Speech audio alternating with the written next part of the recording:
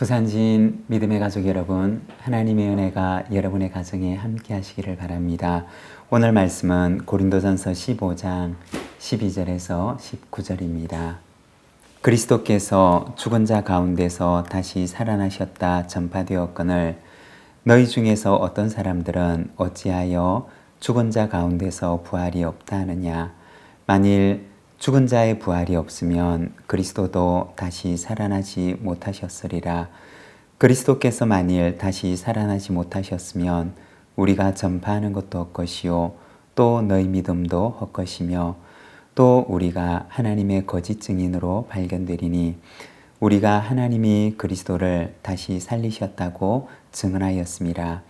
만일 죽은 자가 다시 살아나는 일이 없으면 하나님이 그리스도를 다시 살리지 아니하셨으리라. 만일 죽은 자가 다시 살아나는 일이 없으면 그리스도도 다시 살아나신 일이 없었을 터이요. 그리스도께서 다시 살아나신 일이 없으면 너희의 믿음도 헛되고 너희가 여전히 죄 가운데 있을 것이요.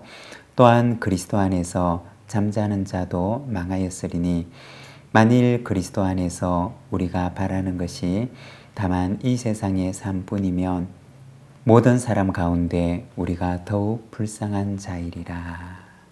아멘. 오늘 우리가 함께 읽고 있는 말씀에서는 부활에 대해서 말씀을 하고 있습니다. 12절 말씀입니다. 너희 중에서 어떤 사람들은 어찌하여 죽은 자 가운데서 부활이 없다 하느냐. 고린도 교회 성도 가운데 일부는 부활이 없다라고 주장을 했습니다. 바울은 이러한 주장에 대해서 어찌하여서 부활이 없다고 하느냐라고 반문을 합니다. 그리고 13절에서는 만일 죽은 자의 부활이 없으면 이라고 하면서 부활에 대해서 이야기를 합니다. 오늘은 이 말씀을 통해서 우리가 부활에 대해서 몇 가지를 함께 묵상하기를 원합니다. 먼저 첫 번째는 죄와의 관계에서 부활을 말하고 있습니다. 17절의 말씀입니다. 그리스도께서 다시 살아나신 일이 없으면 너희의 믿음도 헛되고 너희가 여전히 죄 가운데 있을 것이요. 17절에서는 말하기를 만일 부활이 없다면 여러분은 여전히 죄 가운데 있는 것입니다. 라고 말하고 있습니다. 부활과 죄에 대해서 이야기를 하는 것입니다.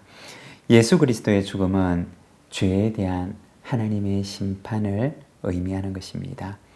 죄에 대한 하나님의 저주와 심판을 예수 그리스도께서 대신 받으신 사건을 말하는 것입니다. 그러면 예수 그리스도의 부활이라고 하는 것은 무엇을 의미하는 것일까요? 예수 그리스도께서 죽음에서 다시 살아나셨다고 하는 것은 하나님의 심판이 끝이 났다라는 것을 의미하는 것입니다. 하나님의 심판이 끝이 나고 이제는 그 죄가 사함을 받는 길이 열렸음을 말하는 것입니다. 로마서 4장 25절에 보면 예수는 우리가 범죄한 것 때문에 내줌이 되고 또한 우리를 의롭다 하시기 위하여 살아나셨느니라 고 말씀을 합니다. 심판의 종결, 바로 죄가 사해졌음을 선포하는 것이 예수 그리스도의 부활의 사건인 것입니다. 이것이 바로 죄와 관련한 부활의 사건입니다. 여러분, 예수님께서 부활하신 사건은 우리의 죄가 사해졌음을 하나님께서 선포하신 사건입니다. 그리고 두 번째는 부활과 믿음과의 관계입니다. 14절의 말씀입니다.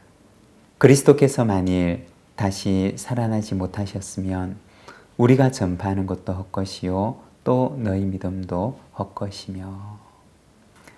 여기서 헛것이라고 하는 말은 원어 성경에서는 케노스라고 하는 단어를 사용합니다. 이 말의 뜻은 텅 빈, 비어있다 라는 뜻입니다. 그러니까 그 안에 아무것도 없이 텅 비어있는 상태를 말하는 것입니다. 만일에 부활이 없다면 우리가 전파하는 것, 그리고 우리가 믿는 것 속에 알맹이가 아무것도 없는 텅 빈 상태나 마찬가지라는 것입니다.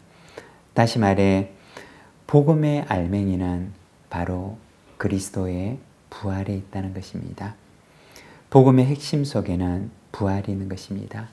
부활 속에는 죄의 용서가 있고 죄의 사함이 있고 우리의 모든 죄가 사해졌다는 선포가 바로 그리스도의 부활을 통해서 나타난 것입니다. 여러분, 복음의 알맹이는 그리스도의 부활입니다. 그리스도의 부활 속에 복음의 기쁜 소식이 담겨 있는 것입니다. 그리고 세 번째, 부활과 오늘 우리와의 관계입니다. 19절 말씀입니다. 만일 그리스도 안에서 우리가 바라는 것이 다만 이 세상의 삶뿐이면 모든 사람 가운데 우리가 더욱 불쌍한 자이리라. 만일에 부활이 없다면, 부활이 없이 우리가 살아가는 오늘의 삶이 우리의 삶의 전부라고 한다면 우리는 얼마나 불쌍한 자인가 라고 말합니다. 오늘 우리가 살아가는 세상의 대부분의 사람들이 사실은 이렇게 살아가고 있습니다.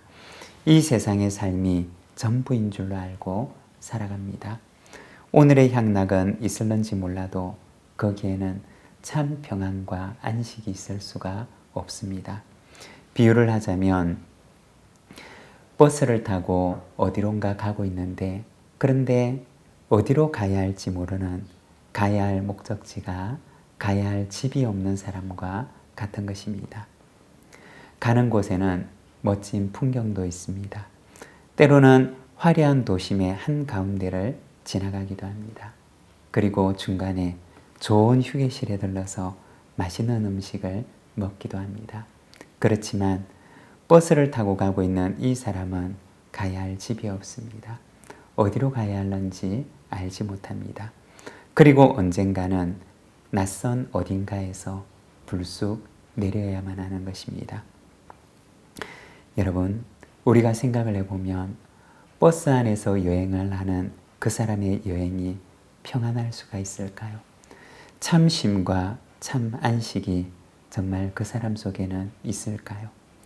버스 안에 있는 내내 아무리 아름다운 풍경이 지나간다 하더라도 늘 마음의 한 구석에는 불안한 마음이 있을 뿐일 것입니다. 애써 잊으려 하지만 불쑥불쑥 불안감이 찾아오는 것입니다.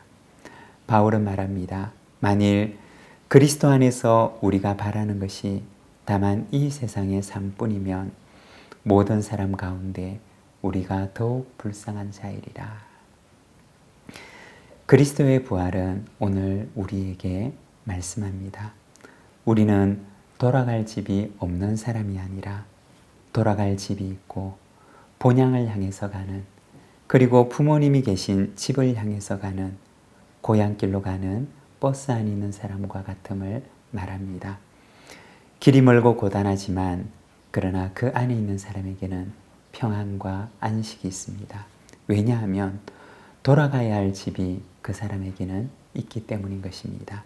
여러분, 그리스도의 부활이 오늘의 우리의 소망이 되어 길을 잃은 인생이 아니라 본향을 향해 가는 거룩한 순례자로 살아가는 저와 여러분이 되시기를 바랍니다.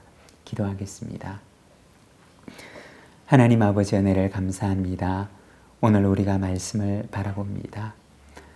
돌아가야 할 곳을 알지 못하는 집을 잃은 인생이 아니라 우리의 인생을 위하여 영원한 본향을 예비하신 우리 하나님을 바라보며 살아가는 우리의 인생임을 우리가 압니다.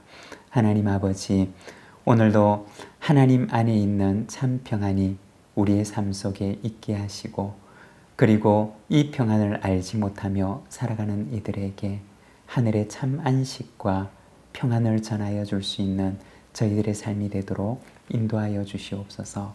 이 하루를 주께 의탁합니다. 오늘도 주님과 함께 동행하는 복된 하루가 되게 하여 주시옵소서. 예수님의 이름으로 기도드립니다. 아멘.